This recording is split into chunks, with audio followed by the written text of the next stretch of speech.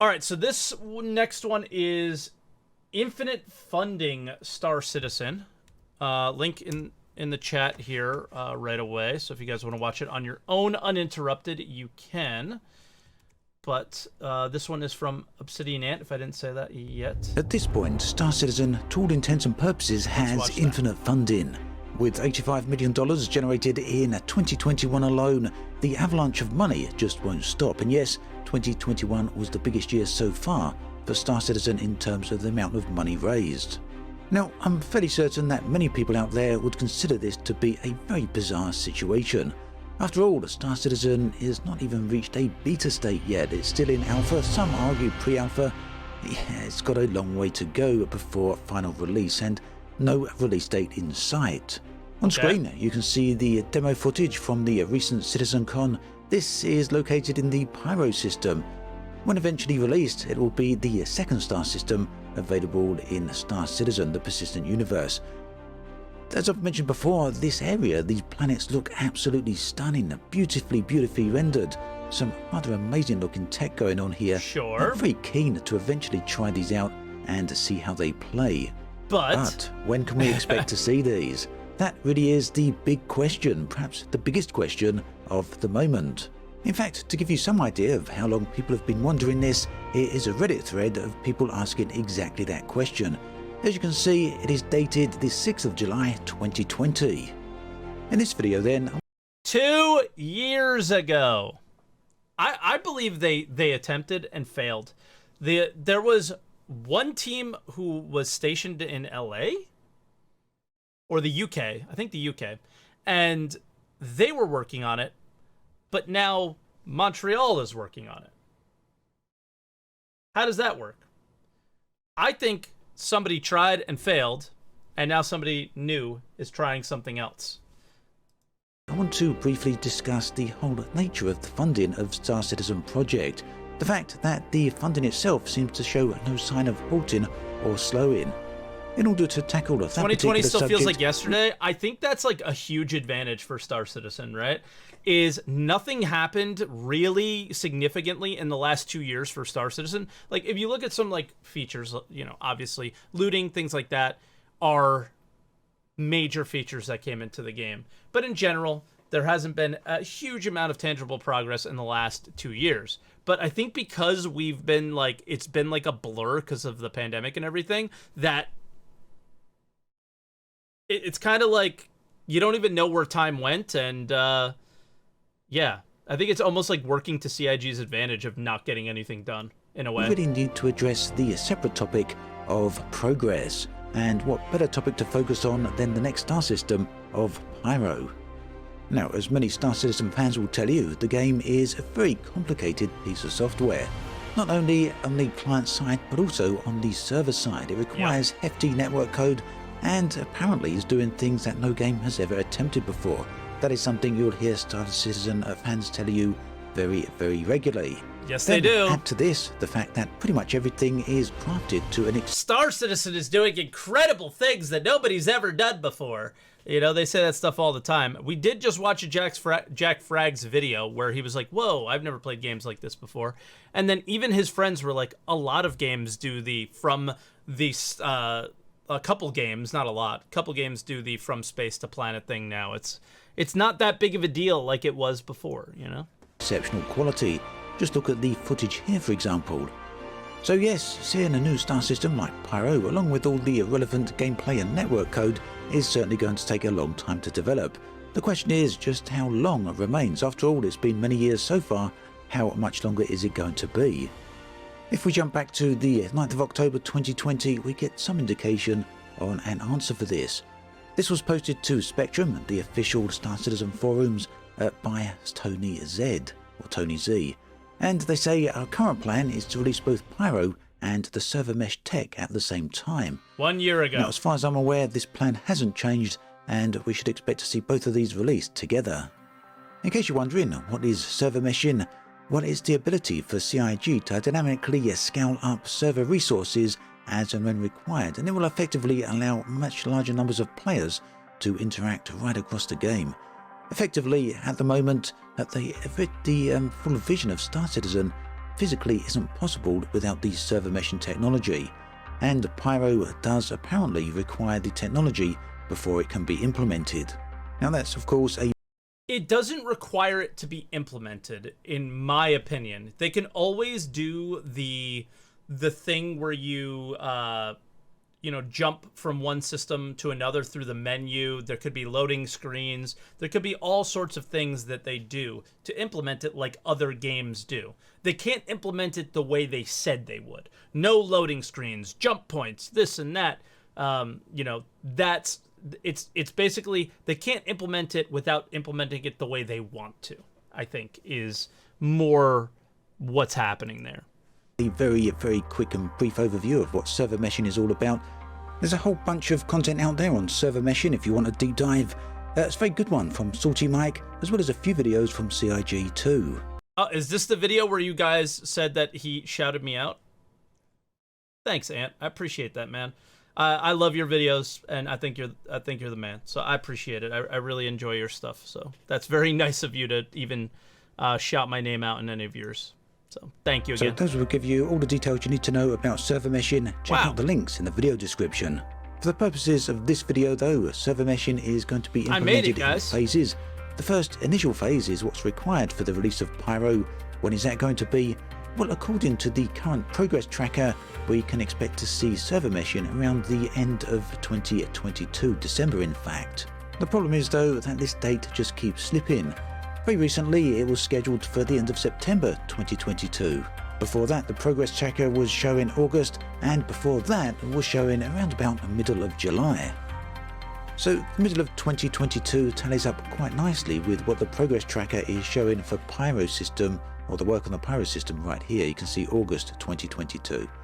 Yes, but this is like, okay, we get jump point spacescaping completed.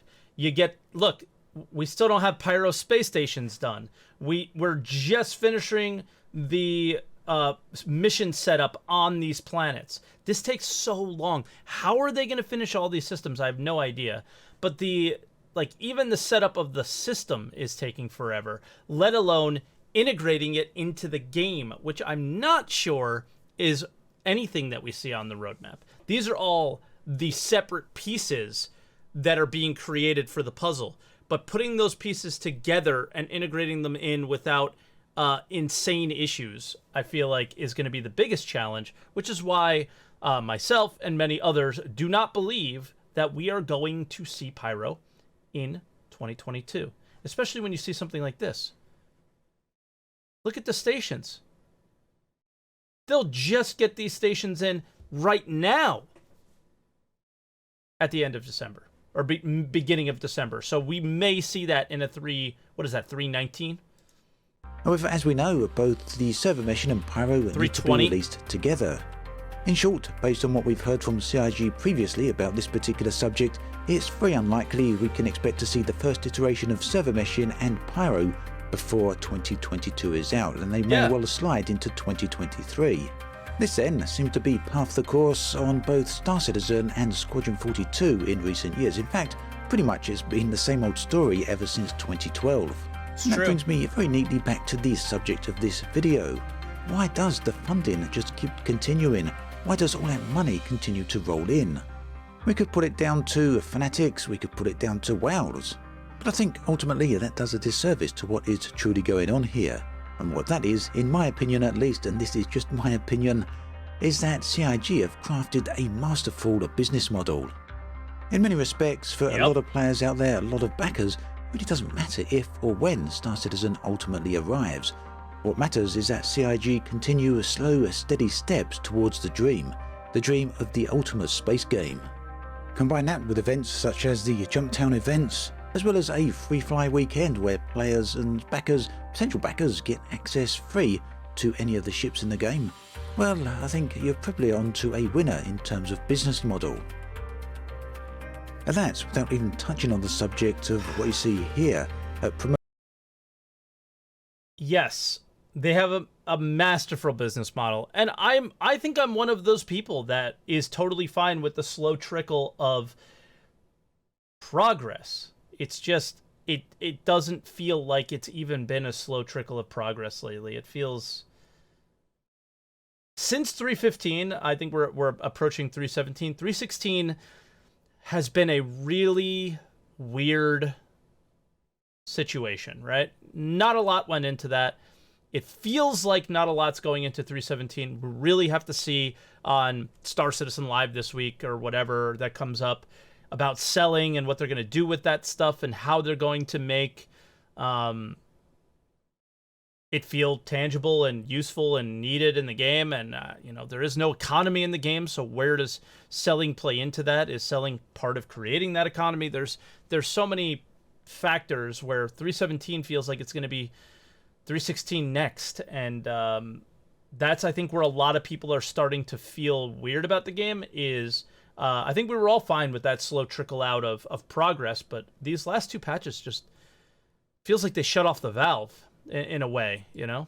So it's been a quite disappointing, you know, few, like 6 months. Promotional footage of features that may one day arrive at some indeterminate point in the future, not to mention concept art and regular discussions of promised features. Whether we personally agree with any of that, whether we think it's the right approach or not, is kind of irrelevant in many respects. Yes, it's perhaps morally wrong, it's perhaps ethically wrong, or, you know, maybe it's just good business practice, but either regards, the proof is in the pudding, as they say. $85 million. I think good business practices can be both morally and ethically wrong, and I think many of the business practices of a lot of gaming companies are morally and ethically wrong, but they're making billions of dollars, so they don't care.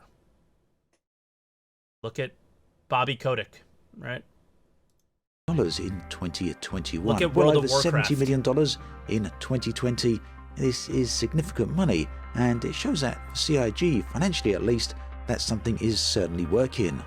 But all that said, in recent times it seems as though a few chinks in the armour are starting to appear. Yes, there's always been controversies surrounding Star Citizen, and arguably the controversies actually help the game rather than hinder it, because well, there's perhaps no such thing as bad news. After all, when there's a controversy surrounding Star Citizen, it gets a load of press, and that in turn just gives a wider coverage to it. That said, the chinks in the armour. Well, recently, as I mentioned in a previous video, CIG made some rather crazy changes to their roadmap, and these were received rather badly by the community in general. You can have a look at the link in the video description where you can see my previous video on that particular subject. Beyond that, it seems that CIG themselves are having some difficulty with developing both Star Citizen and Squadron 42. Of course, they've never mentioned anything directly themselves, but it's kind of evidenced by the fact that patches are constantly chipped away at. They do, though. Oh, Morphologist shout out too. They do mention that Squadron 42 is definitely the priority, and they don't straight up say it like directly, but I think they say enough to make it very clear. They announce features for particular updates, and these just get smaller and smaller as that particular patch approaches. Beyond that, where is Squadron 42? No news yet on when or if that will eventually arrive. But no, surely at this point, some of the big investors for CIG, and there are some big investors, multi-million-pound ones in fact, maybe perhaps some of them are starting to get a little bit jittery at the lack of information on when Squadron 42 is going to arrive. Again though, just speculation. Finally, in terms of speculation, this one not my own, but posted to the Discord leagues, the Discord Star Citizen leagues. Now, the Discord league. I don't like seeing leaks, but have any of you guys seen this video? Is this going to leak like any gameplay stuff, or what is this? For the people in chat who've probably seen this video, is this safe for me to look at? No leaks. Alright, I trust Selby on this. League server that has been fairly popular over the years. It's been accurate in some occasions, and it's been pure nonsense on other occasions, but nonetheless it's an entertaining read. And yes, I'm fully aware that some people won't like me posting this particular information, but you know what, this is all about Star Citizen, the Star Citizen community, and CIG overall, and yeah, as far as I'm concerned, it means that anything about the game, anything within the community that's going on, is worth mentioning. So Yet this particular leak suggests that CIG are having trouble managing and retaining staff. You thought last year was a hibernation year? Ha ha ha ha ha ha. Nah, but for the real, here's the leak. CIG probably has the least amount of devs on the PU it's ever had. Oh, wow, hater. Oh, my God. You are, you know, a beacon of journalism here on this one. Wow. Squadron 42 is the highest priority, and most of all, not all in-game content will be worked on by Montreal. What? Obviously not. This prioritization is sounding relatively recent, so it may change the trajectory of content. The bigger concern, hint Pyro, not 2022. No shit. The bigger concern, CIG is currently unable to hire people at a faster speed than they are dropping. Wages aren't high enough, and internal struggles are growing due to communication issues. This isn't doom and gloom. It's just the reality as of now. Okay. I mean, all of this shit is like the most obvious speculation of all time. And then this, I have no idea if it's true or not, but... In fact, allegedly, CIG are losing developers. But by the way, the Nomads are refining ships, so... Additionally, again, allegedly, much of the focus on development is on Squadron 42. The leak goes on to suggest that in terms of the persistent universe, Star Citizen itself, it has the least amount of developers working on it at any time in the game's history. Now, whether any of this is true, we'll likely never know. And what the ongoing development and the timelines for Star Citizen ultimately mean, well, we're just going to have to wait and see, aren't we? So yeah, it seems to be a case that not everything. It seems to be a case that... Who used my emote over there? Which one of you was that? Who was that? Which one of you clowns was over there? I see you. See, aren't we? So yeah, it seems to be a case that not everything is rosy for Star Citizen, CIG, and Squadron 42. With all that said, it seems it's always been the case, and CIG manages to carry on regardless, and without any seeming consequence and negative impact whatsoever. Maybe this is the testament to the quality of the product they're releasing, or maybe it's a testament to the business model they have. The question then for me is whether or not the funding is going to continue at its current pace. And ultimately, there seems no real reason why that won't continue. Whether that's a sign of insanity or genuine genius, well, the debate for that is just going to continue to rage on. As always, thanks for watching, and I'll catch you guys and girls next time. That was a good one. Thank you, dude. I mean, they do. They literally have infinite funding. It seems like it'll never end. It just comes down to, I guess this sort of implies in some way what Hater said there was, is their funding going to keep up with the amount of people they're hiring, how big they want the studio to be, the wages that they have to pay, the server costs, all those things. 85 million, sure, is a ton of money, but are they keeping up with the cost of keeping this ball rolling? Because it continues to get more and more expensive the more people they hire, the more of us that play, right? Especially in these servers that are just not optimized whatsoever. They're probably using way more resources than they need to be using. Therefore, they cost more money, all that stuff. Yeah.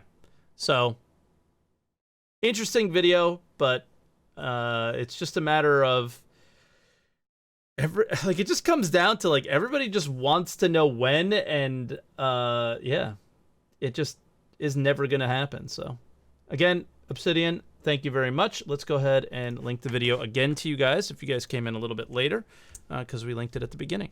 Thank you, man. Appreciate it.